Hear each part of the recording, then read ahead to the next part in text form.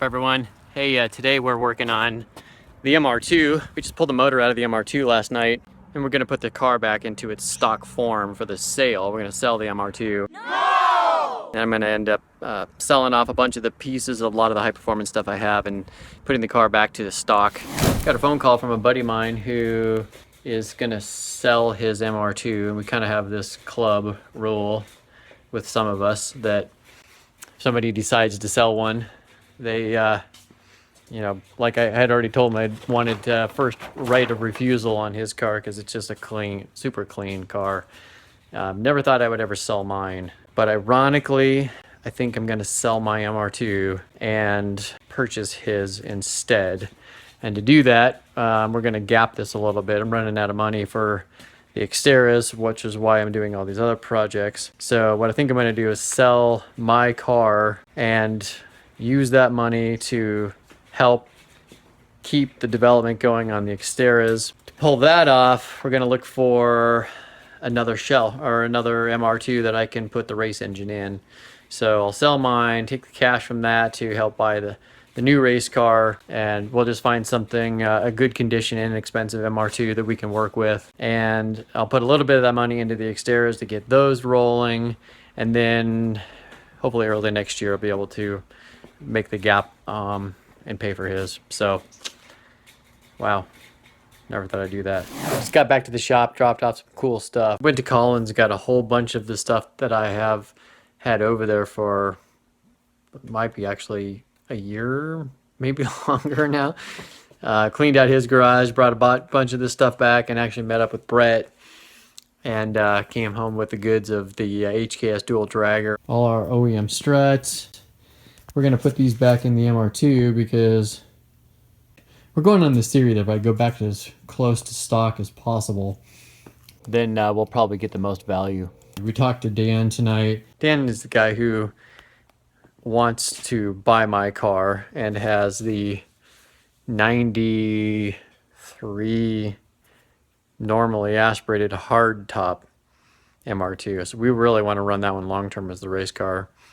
And then we talked to Ruben, who's got a really nice, really low mile NA car as well, normally aspirated car. His has got like 72,000 miles on it, and he's got a Gen 3 engine for it and a transmission and all the stuff basically to swap the NA car over to turbo. So we want to buy them both, and we got to raise a little bit of extra money to do that. We're going to try to work out a deal with Dan where we can take my car back down to stock as possible and try to close the gap on the value of what he wants to spend and what my car is worth.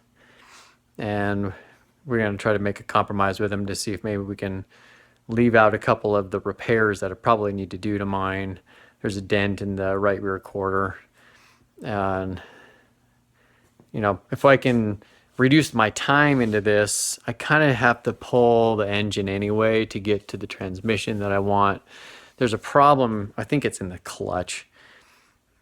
Hopefully it's not in the transmission, but I kind of like to take that transmission with me, and I need the motor mounts, and I need to get the intercooler out. And actually, it's not so much getting the intercooler out, it's putting the OEM intercooler back in.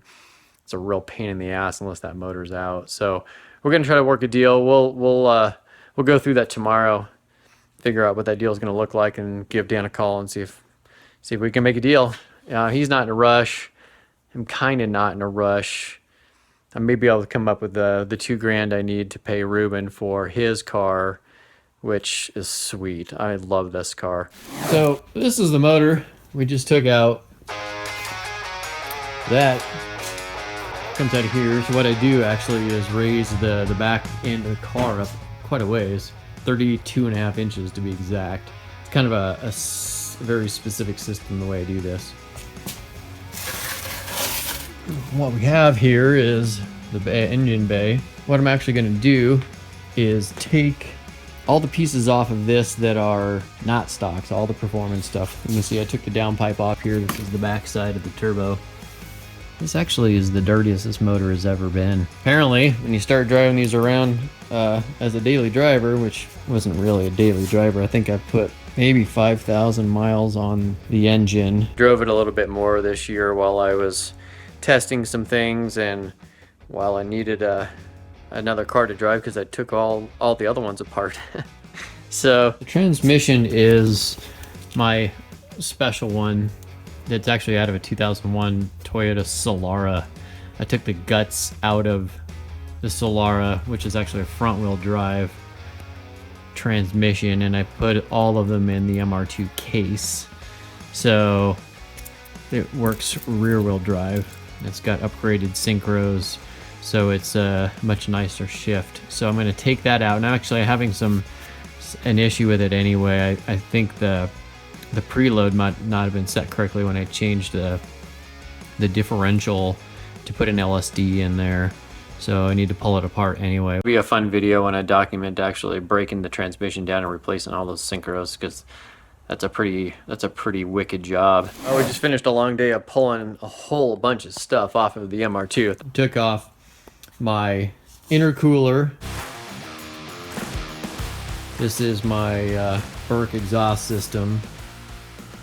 This is the intercooler piping for the MR2. This is actually an EMS powered intercooler with a fairly rare Greddy type RS blow off valve, which I love. This is the fan and the fan shroud for the intercooler, and the body side shroud for the intercooler. So that goes against the inside of the body, and then the intercooler core sits on top, and then the fan shroud sits on top of the intercooler core, and then the fan. Pretty nice setup, actually. Oh, this is the downpipe. This is a Burke downpipe. That's a pretty nice unit as well. Oh, and so these are stock exhausts for the MR2, the mid pipe, actually. I'm getting ready to install this one onto the car because it actually has a catalytic converter in it. And this one I'm actually selling to a buddy of mine. This one's actually been gutted. He doesn't need it to pass emissions, and actually that will flow a whole lot more exhaust than this one will with the cat. So this is the little aftermarket engine management piggyback that I was testing for Campos. I never did get quite far enough to determine if that was going to be a good rig or not. Too bad, because unfortunately I would have liked to have accomplished that. Get my digital ignition box out of there. Oh, I was looking for that. And get the gauges out of here. I've got, actually I'm gonna have to go back to the stock air box instead of my nice intake system there. So I only have one gauge left. I will get rid of that gauge too, and take out my triple gauge pod. I'll keep that for the race car. The car's in excellent condition. A really, really awesome, excellent interior, all leather. The seat on this side's actually good. The other seat is not good, but it's only so much you can do with a car that is about to be 33 years old. Is that right? Holy moly. So here's the underside. It's a fairly simple procedure actually to get the engine out of here. I like to do it where, as you can see, there's very little left over. I usually am pretty good about making sure all the bolts go back into the holes where they came out. This is the cross member. It goes up underneath the engine in the rear. It actually bolts up to these giant bolts here, and just kind of loops here at the back. It's a pretty big job actually to get this engine out. I used to be able to pull this motor out in about 4 hours, but this time it took me closer to 6. The last step is actually getting the ass end of the car up like this. And since I haven't actually done it in this new shop, I didn't have the procedure down correct as far as the right straps, the right length of chain, the right jack stands. And this actually ended up working way, way, way better and far more stable than it's ever been before. Colin actually did not like the way I did it last time. I had my jack stands pretty much maxed out, and he was not interested in being underneath that car, which I don't blame him. And what we can do actually is put straps and these hooks and these rings That's what he does. I don't like doing that because it puts pressure as the strap comes up on the bumper, and it puts pressure on the bumper. I don't really like doing that. So what I did was I added some wood blocks to the jack to get the car up high enough. And then my 6-ton jack stands actually that I bought for the Xterras were super tall already, so they're not really expanded that far. It's just literally just a few inches out. So this was super solid setup. In fact, I'll have to show Colin, see what he says, because he might be more willing to work on the car with me with the stability and the way I lifted it this time. But problem is when the engine's on the cart, the whole elevation from the ground up to about the top here where the intake manifold is and the throttle body, that's got to fit underneath here. So what happens is every once in a while, if I didn't get it quite up high enough, you could just turn the engine on the cart, and that cart actually raises it about 5 inches too. So but I would be able to get the the intake manifold to just kind of squeeze right out here or to fit. But we didn't have to do that this time. We got the car up way higher, 32.5 inches between here and the ground, which is exactly what that thing needs, about 32 inches in order to clear that. So